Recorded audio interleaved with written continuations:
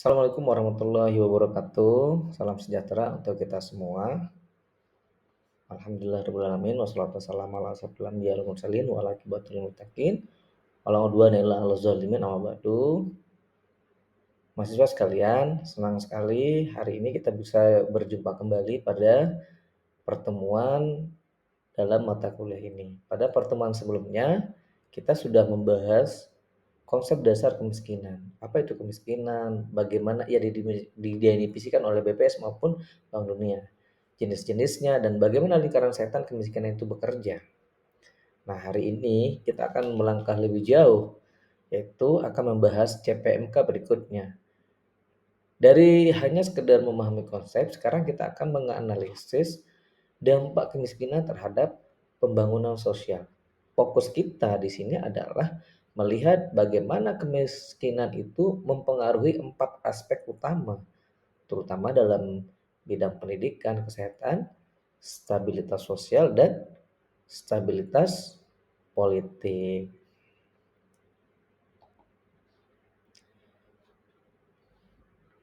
Nah, sebelum kita masuk ke situ, ini adalah capaian pembelajarannya yang seperti yang saya jelaskan sebelumnya bahwa dalam mata kuliah ini dalam pertemuan ini kita akan menganalisis dampak kemiskinan terhadap pembangunan sosial di sekitar kita. Fokus kita yaitu melihat bagaimana kemiskinan memengaruhi 4 aspek utama yaitu pendidikan, kesehatan, stabilitas sosial, dan stabilitas politik.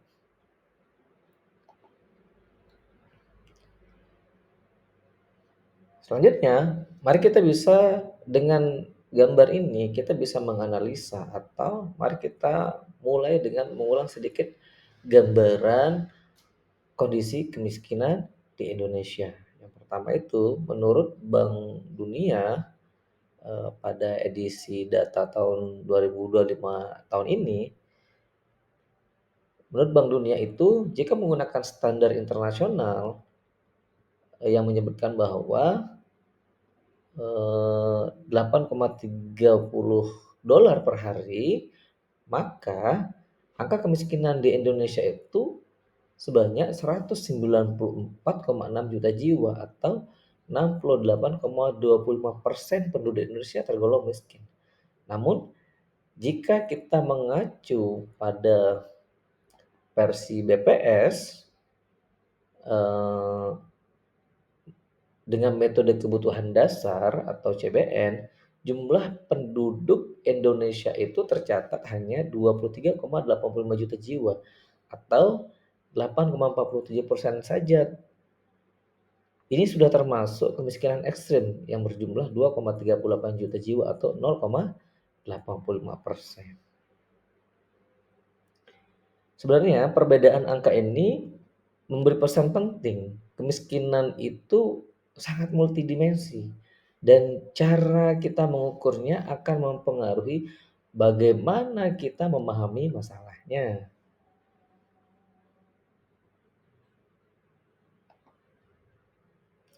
Nah, selanjutnya mari kita lanjut ke berbicara terkait dengan pembangunan sosial. Pembangunan sosial ini tidak terlepas dari 3 hal konteks yang di depan Anda ini.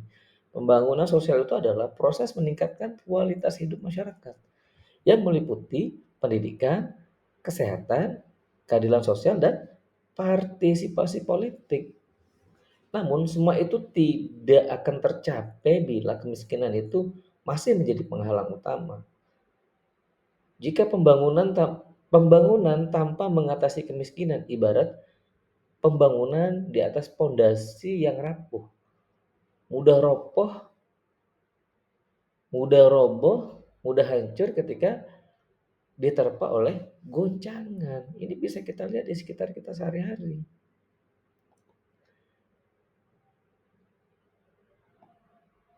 Lalu apa sih dampak kemiskinan terhadap pembangunan sosial itu sendiri? Nah, ini gambaran dalam konteks pendidikan, misalnya dalam konteks pendidikan. Kemiskinan itu seringkali membuat anak-anak putus sekolah karena mereka harus bekerja membantu orang tua atau tidak mampu membayar biaya pendidikan. Sehingga tidak heran di sekitar kita ini kan banyak sekali anak-anak yang tidak sekolah itu. Menurut ini diperkuat dengan data BPS tahun 2024 yang menunjukkan bahwa angka partisipasi kasar SMA di Indonesia itu mencapai 82%. Namun di Papua sendiri angkanya sangat rendah sekali, hanya 57%. Artinya ribuan anak ribuan anak bangsa kehilangan kesempatan kehilangan kesempatan untuk kehilangan kesempatan emas untuk bermimpi dan meningkatkan taraf hidupnya. Ini sangat miris sekali, sangat paradok dengan kekayaan ataupun segala yang dimiliki oleh bangsa ini. Lalu dampak yang kedua adalah eh, akan berdampak pada kesehatan. Tentu kita bisa lihat dari data ini kemiskinan itu berhubungan langsung dengan masalah gizi, sanitasi, dan akses layanan kesehatan. Bahkan di tahun 2024 saja, prevalensi stunting nasional masih 21,5%. Bahkan di NTT sendiri angka stuntingnya itu di atasnya yaitu 30%. Dan di Kalimantan Barat sendiri di wilayah kita ini angkanya sekitar 25%. Bayangkan, seperlima lebih generasi kita tumbuh dalam kondisi yang tidak normal. Kekurangan gizi, kekurangan nutrisi, hanya karena mereka lahir dalam, ini penyebabnya apa? Karena mereka lahir dalam keluarga yang miskin. Sehingga kemiskinan ini membawa dampak pada kesehatan mental anak kita. Stres, depresi, kecemasan, yang sering kali kita lihat, sering kali tak terlihat, namun menghancurkan secara perlahan. Tentu kalian bisa atau kalian pasti ingat kasus yang terjadi eh, pada kematian anak atau bayi di Sukabumi atau di Jawa Barat beberapa waktu yang lalu karena kekurangan gizi, tidak mendapatkan asupan yang bagus. Anak ini hidupnya atau matinya banyak eh, apa sih namanya cacing di dalam badannya atau tubuhnya, meskipun permasalahan ini dibantah oleh dinas kesehatan tertempat. Lalu dampak kemiskinan yang ketiga itu adalah eh, pada faktor stabilitas sosial. Pada faktor ini atau pada komponen ini yang sering kita lihat yaitu ketimpangan antara kaya dan miskin bisa atau dapat melahirkan kecemburuan sosial sehingga apa? Kriminalitas, bahkan konflik horizontal seringkali kita lihat. Kawasan kumuh di perkotaan bukan hanya persoalan estetika kota, melainkan simbol marginalisasi dan ketidakadilan sosial yang dialami oleh masyarakat atau kelompok-kelompok yang miskin. Selanjutnya, eh,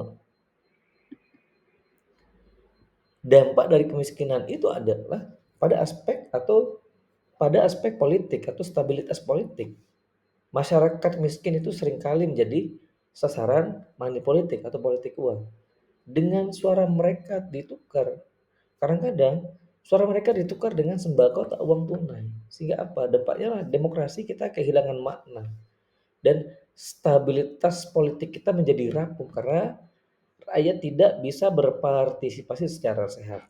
Ya kita bisa lihatlah kondisi hari ini yang dipertontonkan oleh para pemangku kebijakan, para wakil rakyat kita menyebutkan atau mengatakan masyarakat kita tolol dan lain sebagainya. Ini tidak mencerminkan wakil rakyat dan ini menimbulkan amarah publik yang kalian bisa perhatikan atau kalian bisa lihat di sekitar kita yang hari ini eh, penyampaian pendapat bahkan yang sampai eh, merusak fasilitas publik. Ini tentu juga akan mengganggu stabilitas politik. Investasi menjadi kacau, terus ekonomi juga akan terhambat dan lain sebagainya. Ini adalah dampak dari kemiskinan itu dalam faktor stabilitas politik. Lalu terkait dengan permasalahan tersebut, apa yang sudah dilakukan oleh pemerintah sendiri?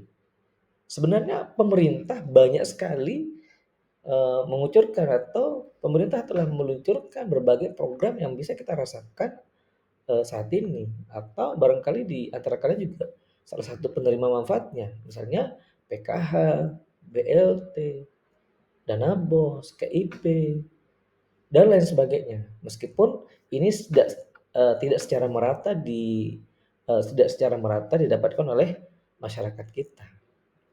Program-program selanjutnya, program-program khusus penanggulangan stunting juga terjadi, banyak sekali program-program pemerintah. Ini adalah langkah atau apa yang menjadi apa sih namanya, upaya pemerintah dalam mengatasi atau mengentaskan kemiskinan. Semua ini penting, melainkan tapi kita juga harus sadar kebijakan tidak akan cukup tanpa dukungan masyarakat, civil society. Nah, disinilah peran kita, kan kita sebagai masyarakat atau makhluk sosial, disinilah peran kita, yaitu gotong royong, solidaritas, koperasi itu menjadi sangat penting untuk mengatasi permasalahan-permasalahan terkait dengan kemiskinan ini. Dan tentu saja peran kita sebagai akademisi atau peran kita sebagai akademisi muda tidak kalah penting. Mahasiswa itu tidak hanya belajar teori, melainkan juga harus bisa berkontribusi melalui riset-risetnya, pengabdiannya, advokasi, dan edukasi ke publik atau edukasi ke masyarakat. Karena apa? Kalian adalah calon intelektual bangsa yang kelak akan mempengaruhi arah kebijakan dalam pembangunan. Kalian ke depannya adalah pewaris atau generasi yang diamanahkan menjalankan negara ini. Sebagai refleksi, dan terakhir untuk memperdalam pemahaman kita, saya minta ke kalian, tugas kalian pada pertemuan ini adalah menganalisis suatu kasus kemiskinan di daerah asal masing-masing. Nah, pilih salah satu aspek penting, bisa saja aspek pendidikan, kesehatan, stabilitas sosial, ataupun politik. Gunakan data-data resmi yang bersumber dari WHO, BPS, atau UNDP.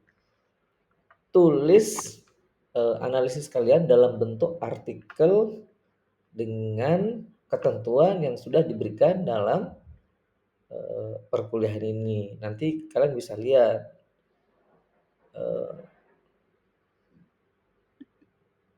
dan apa sih namanya, kalian bisa lihat di link ini. Kalian nanti scan dan baru kalian kerjakan. Nah, sebagai penutup pertemuan ini, mari kita simpulkan bahwa kemiskinan itu bukan hanya soal kekurangan pendapat atau bukan soal kekurangan pendapatan. Kemiskinan itu berdampak sangat luas. Itu bisa menghambat pendidikan, melemahkan kesehatan, merusak stabilitas sosial, dan menguncang politik kita. Maka pembangunan masyarakat yang sejahtera harus dimulai dengan keberanian melawan kemiskinan. Pertanyaannya untuk kita semua adalah, apakah kita puas hanya memahami konsep kemiskinan, ataukah kita siap menganalisis dampaknya dan ikut mencari solusi yang dihadapi oleh bangsa kita ini atau negara kita ini.